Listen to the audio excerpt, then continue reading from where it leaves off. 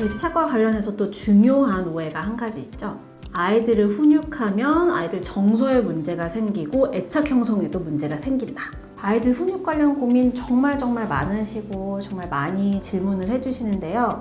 이제 상담을 해보면 부모님들이 훈육에 대해서 잘못된 전제를 가지고 계신 경우들을 많이 발견해요. 예를 들어서 훈육이 정말 필요한 상황인데도 교수님 지금 이 나이부터 벌써 훈육 시작해도 될까요? 라고 물어보시는 경우들도 있고요.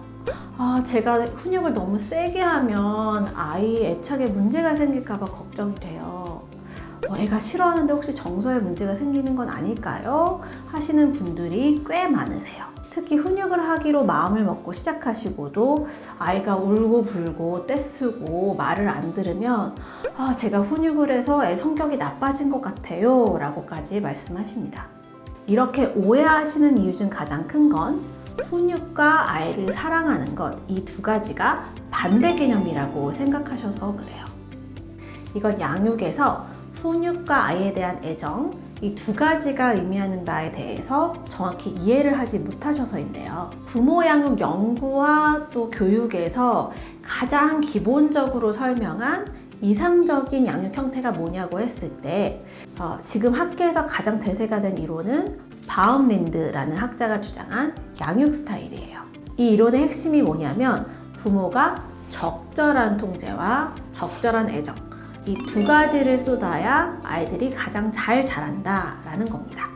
여기서 통제라는 것은 아이가 해야 할 행동과 하지 말아야 할 행동, 즉 아이 행동에 대한 규칙을 부모가 세워주고 또 아이가 이 규칙을 따르도록 푸시하는 거예요. 바로 이건 적절한 훈육으로 달성할 수 있는 거겠죠. 아이에 대한 애정은 말 그대로 아이를 사랑하고 존중하고 온정을 베푸는 거고요. 그러니까 중요한 건 이 두 가지가 병행해야 아이가 잘 자랄 수 있는 거지, 한 가지에만 치우치면 아이에게 오히려 문제가 생길 가능성이 커진다라는 겁니다. 그러니까 훈육을 한다고 아이에게 문제가 생긴다, 부모와의 관계가 멀어진다라는 건 잘못된 생각이라는 겁니다.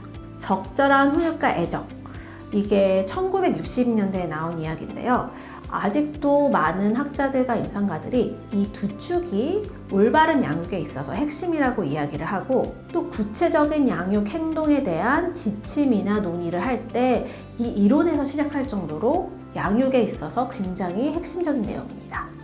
그런데 훈육을 어려워하거나 훈육하기를 주저하시는 분들은 훈육을 너무 좁은 개념으로 혼낸다 라고만 생각하시는 경우가 많아요.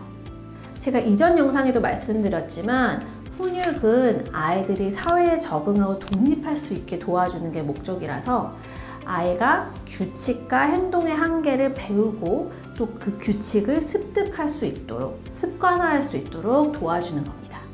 그래서 아이가 잘못하면 누구를 때린다거나 물건을 마구 던진다거나 하면 안 되라고 말을 하시고 혼돈해야겠죠.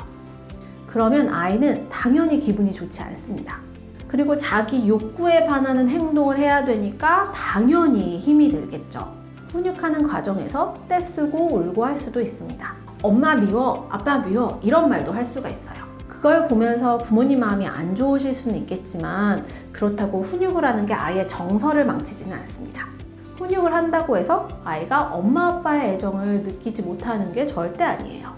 아이를 사랑하라는 건 무작정 아이가 원하는 대로 다 들어주고 마음대로 할 수 있게 하라는 게 아닙니다. 오히려 아이가 하고 싶은 대로 할 수 있도록 마냥 놔두고 행동의 통제도 하지 않으면 아이들은 사회성에 문제가 생기고 정서적으로 오히려 불안해지고 또 자기 조절도 할 수가 없게 됩니다. 사실 이게 아이에게 안 돼라는 부정을 하면 안 된다 라거나 아이가 싫어하는 걸 억지로 시키면 아이의 정서가 불안해지니까 하고 싶은 대로 하게 해주자 라는 생각과도 연관이 있어요. 그런데 훈육은 하셔야 합니다. 많은 부모님들이 저랑 상담을 할 때 교수님 그런데 저희 애가 이런 걸 하는 걸 너무 싫어해요. 제가 좀 푸시를 해도 될까요? 억지로 시켜도 될까요? 라는 질문을 정말 많이 하세요.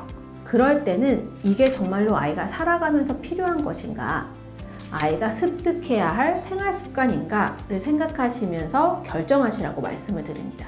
예를 들어서 예의범절이라든지 병원에서 치료받는 것, 또 양치질, 세수와 같은 그런 개인 위생관념, 도덕관념, 도덕성과 관련된 것들, 이런 것들은 아이가 싫어해도 할 수 있게, 몸에 체득할 수 있게 계속 시키셔야죠. 그런데 그 이외에 선택의 영역에 있는 건 아이를 억지로 꺾어서라도 하실 필요는 없으시고요. 아이들은 살아가면서 꼭 필요한 규칙을 배워야 하고요. 그 과정에서 자연스럽게 좌절감을 느낄 수밖에 없습니다. 이 과정에서 아이가 좌절감을 느낀다고 부정적인 반응을 잠깐 보인다고 너무 걱정하실 필요는 없습니다. 부정적인 감정이든 긍정적인 감정이든 아이들은 배워야 하고요. 또 세상에 내 마음대로만 할 수 있는 건 없잖아요. 언젠가는 분명히 좌절감을 느낄 때가 옵니다. 사실 그런 경우들이 매우 많고요. 이때 그걸 견딜 수 있는 힘을 길러준다라고 생각하시는 것이 더 맞습니다. 한국 사회는 전체적으로 스트레스가 높고 어떤 현상이 생겼을 때 비난의 대상부터 찾으려고 하는 경향이 강한 사회인 것 같아요. 제 앞에서도 아이의 문제의 원인으로 서로를 비난하고 애착 형성을 말씀하실 때가 많거든요. 아이가 문제 행동을 보일 때 그 원인이 애착 형성 단독인 경우는 사실 그렇게 많지 않습니다. 다만 주 양육자를 비난할 때 반박하기 까다로운 좋은 공격 수단인 거는 같다라고 생각해요. 이 영상을 보시는 분들이라도 애착 형성에 대해서 제대로 이해를 하시고 불필요하게 가정의 힘을 안 빼시고 행복 육아 하시면 좋겠습니다. 감사합니다.